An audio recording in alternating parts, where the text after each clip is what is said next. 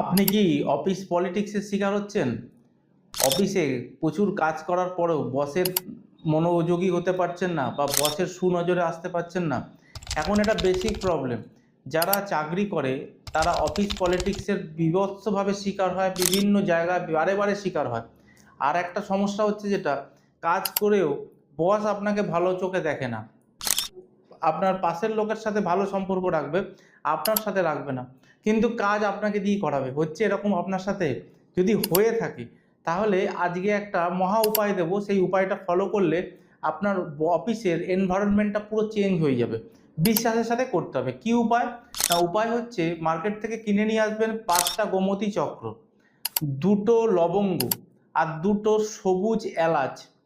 ফ্রাইডের দিনে আপনি একটা সাদা কাপড় বা সাদা রুমালের উপর রেখে, নতুন হতে হবে, ওটাকে গিট মেরে আপনার অফিসের ড্রয়ারে রেখে দিন। 43 দিনের মধ্যে রেজাল্ট বুঝতে পারবেন। আর যাদের অফিস ড্রয়ার অ্যাভেলেবেল নেই বা যাদের অফিসের ডেস্ক অ্যাভেলেবেল নেই, তারা অফিস ব্যাগে মধ্যে ওটাকে রেখে দিন। 43 দিনের মধ্যে রেজাল্ট পাবেন। ভিডিওটা প্রচুর শেয়ার করুন সেই বন্ধুদের কাছে যারা সারাদিন খেটেও নাম পায় না।